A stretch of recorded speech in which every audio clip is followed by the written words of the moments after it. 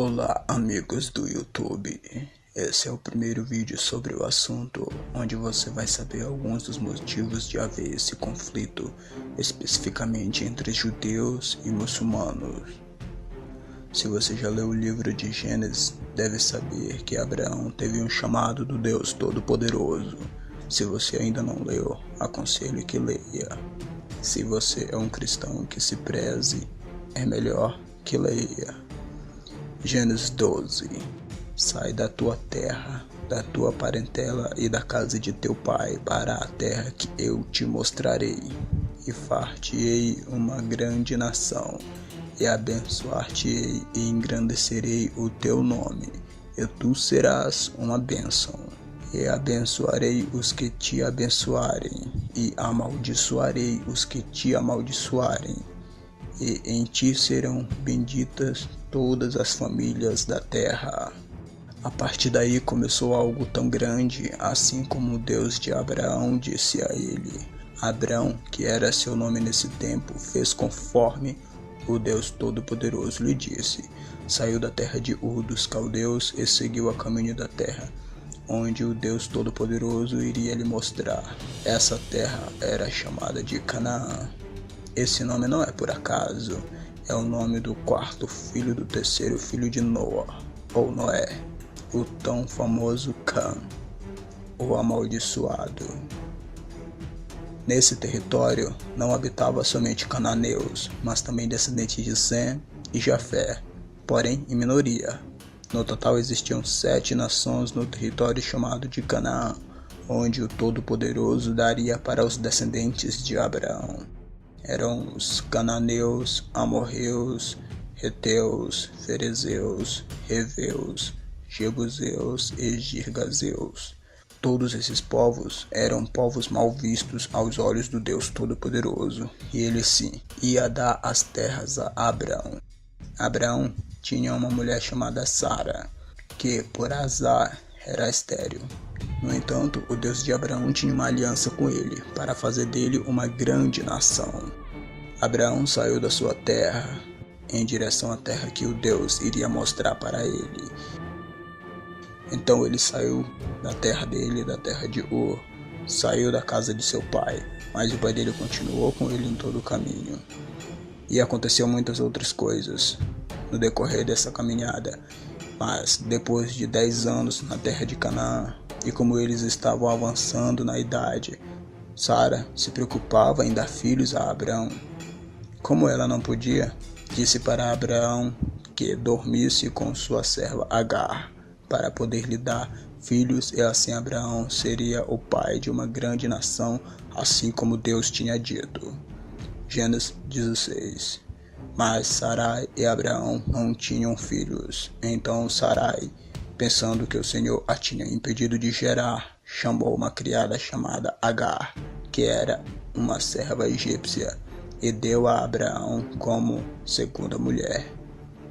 Se ela tiver filhos, serão meus, disse Sara. Abraão concordou, e algum tempo depois nasce Ismael. Mas antes disso, diz as escrituras sagradas que Agar olhava com desprezo para a sua senhora. Sara não gostou disso, é claro, e falou com Abraão sobre o assunto. Abraão disse para ela fazer o que fosse do bom entendimento dela, afinal a escrava era dela. Então Sara a humilhou. Em algumas traduções diz que Sara a maltratou, sabe-se lá como, e Agar fugiu da presença de sua senhora, Sara. Mas, Gênesis 16, o anjo do Senhor veio até ela perto do deserto, junto de uma fonte do caminho para Sur. Agar, tu és criada de Sarai, e estás aqui. De onde vens? Para onde vais? Venho fugida da casa de Sarai, a minha senhora, foi a resposta. Volta para a tua senhora, porque hei de fazer de ti uma grande nação, um povo que se multiplicará de forma incontável. O filho que vais ter chamar-se-á Ismael, pois que o Senhor ouviu-te na tua aflição. Este teu filho há de vir e terá um caráter agreste, tão livre e indomável como um jumento selvagem. será contra todos, e toda a gente será contra ele, mas viverá perto dos que são da sua raça. Agar voltou para a casa de Sara e Abraão.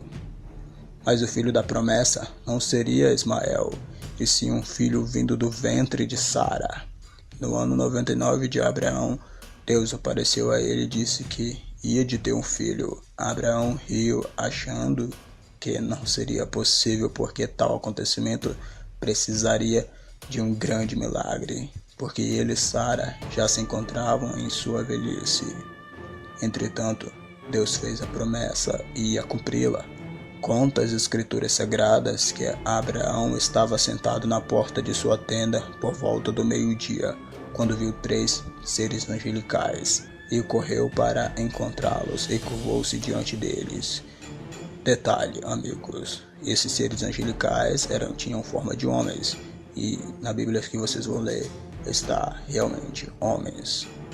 Meu Senhor, se mereço o seu favor, não passe pelos seus servos sem fazer uma parada. Mandarei buscar um pouco d'água para que lavem os pés e descansem debaixo desta árvore.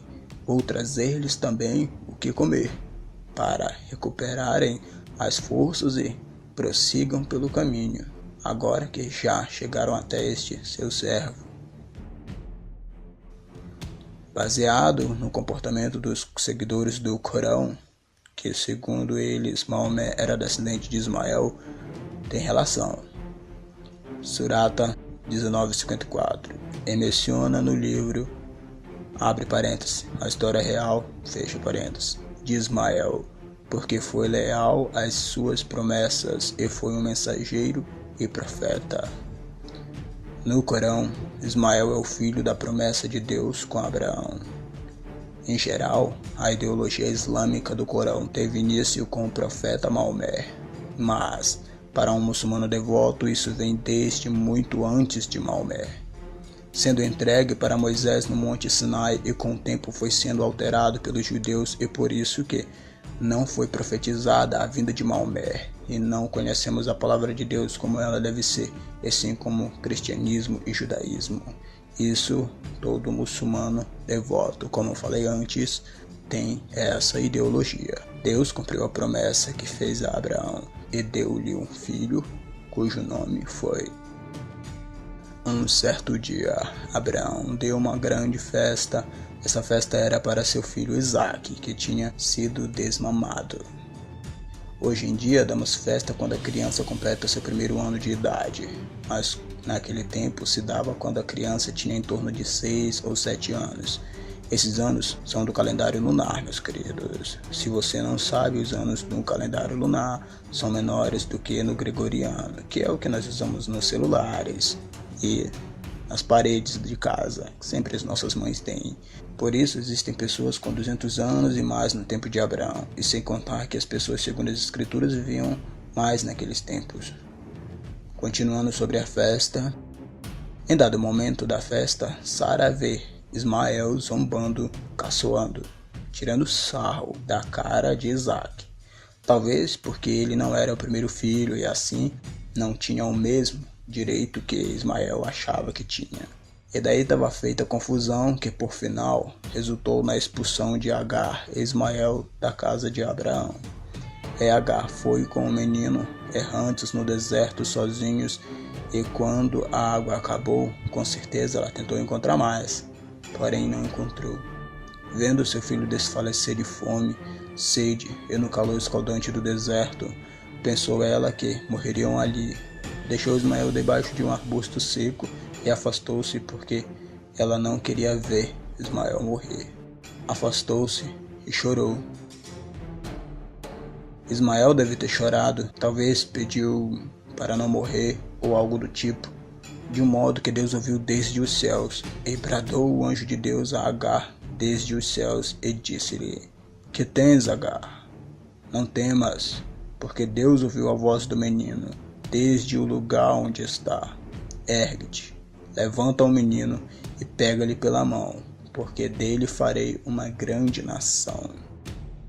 E assim nasce a ideologia do Islã.